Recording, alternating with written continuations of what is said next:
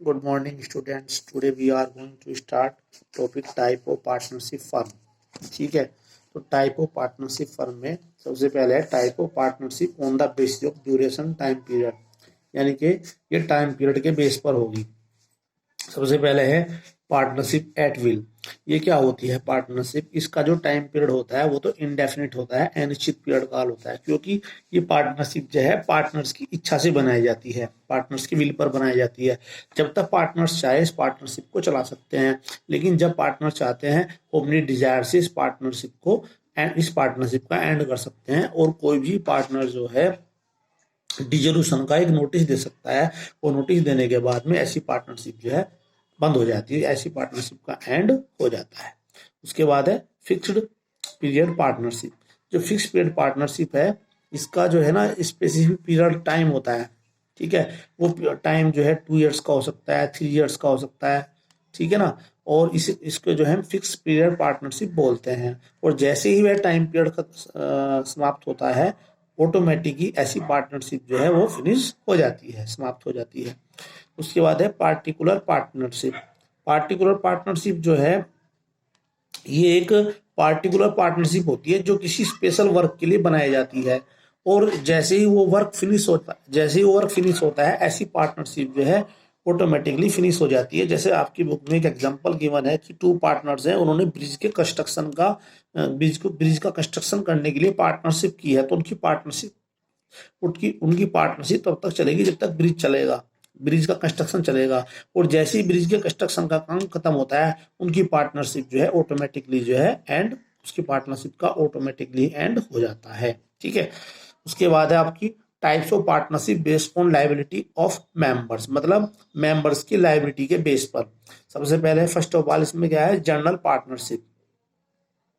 General partnership क्या होती है कि इसमें जितने भी पार्टनर्स हैं सभी पार्टनर की जो लायबिलिटी है वो अनलिमिटेड होती है, यानी कोई भी पार्टनर अपनी लायबिलिटी से नहीं बच सकता है।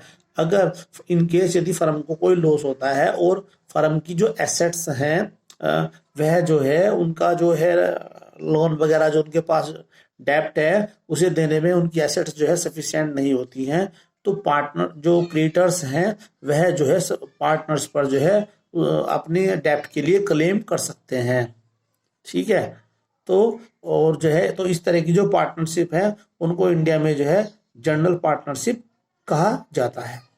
उसके बाद है limited liability partnership. Limited liability partnership क्या होती है कि इसमें एक पार्टनर को छोड़ के सभी पार्टनर की जो लायबिलिटी होती है वो लिमिटेड होती है, वो क्या होती है, लिमिटेड होती है। और जो उन पार्टनर्स की जो लायबिलिटी है उनके शेयर तक होती है, मतलब जितना उन्होंने पार्टनरशिप में शेयर किया है उनकी लायबिलिटी जो है वहीं तक होगी, ठीक है। और जो एक पार्टनर है उसकी लायबिलिटी जो है अनलिमिटेड होगी।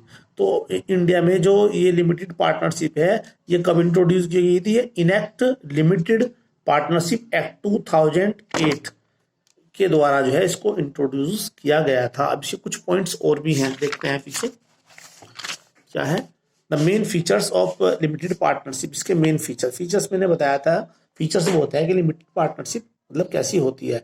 Liability of at least one partner must be unlimited, यानी कि कम से कम एक पार्टनर की जो लायबिलिटी है अनलिमिटेड होनी चाहिए, यानी कि एक पार्टनर की लायबिलिटी सबसे ज्यादा होती है, वह सब वर्क के लिए जो है रेस्पॉन्सिबल होता है।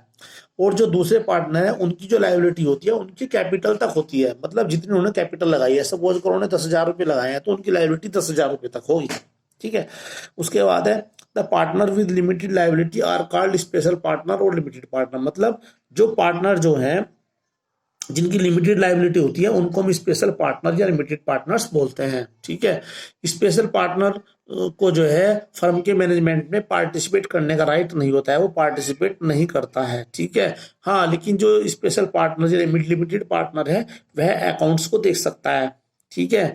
स्पेशल पार्टनर जो है अपनी पार्टनरशिप से विड्रॉ कर सकता है जब भी वो चाहता है।